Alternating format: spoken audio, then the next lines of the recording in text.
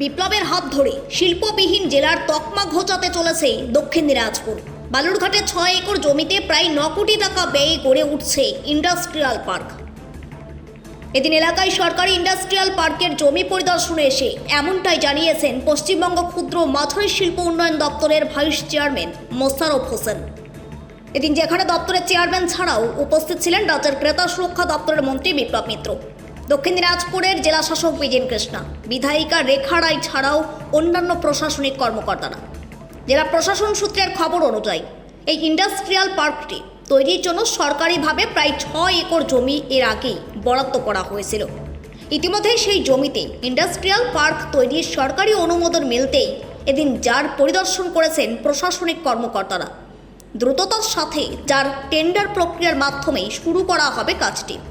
পুজোর পরে প্রায় 9 কোটি টাকা ব্যয়ে তৈরি হবে এই ইন্ডাস্ট্রিয়াল পার্কটি, আর যার মাধ্যমেই দক্ষিণ দিনাজপুর জেলার ক্ষুদ্র মাঝারি শিল্প উদ্যোগপতিদের জন্য খুলে যেতে চলেছে শিল্প স্থাপনের এক নতুন দরজা বলেই মনে করছেন অনেকে।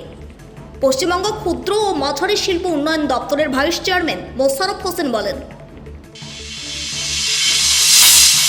না, এটা তো আমাদের বালুরঘাটে আমাদের বড় একটা ইন্ডাস্ট্রিয়াল গ্রোথ সেন্টার পার্ক হবে, আইপি হবে। এখানে আগেই জায়গা বরাদ্দ হয়ে গেছিল, জায়গা করা হয়েছিল, সেটা আমরা বরাদ্দ মানে কাজ স্টার্টিংয়ের বরাদ্দ অনুমোদন আমরা পেয়েছি। সেই হিসাবে আজকে আমাদের জেলায় একটা অন্য রিভিউ মিটিং ছিল, তার জন্য আমরা পার্কটাও আজকে দেখে গেলাম, ভিজিট করে গেলাম। খুব দ্রুততার সহিত এখানে বড় এই পার্কের কাজ শুরু হবে। এখানে প্রায় আমাদের 6 একরের কাছাকাছি জমি আছে।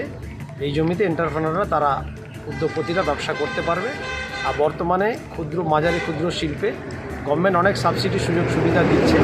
আর এটা একটা দেখার মতো দৃশ্যমান পার্ক হবে, যেখানে এন্টারপ্রেনাররা সব রকমের সুযোগ সুবিধা, এখানে boundary wall, gate, river blocking system, internal drainage system ভালো আধুনিক মানের তৈরি হবে।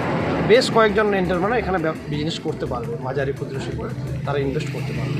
কত টাকা বরাদ্দ হয়েছে এটা? এই কাজের আপাতত আমাদের এই West Bengal small industries development corporation limited যে আমাদের কর্পোরেশন আছে, সেখান থেকে এইটার প্রায় 15 কোটি টাকার মতো মানে টাকা বরাদ্দ হয়েছে।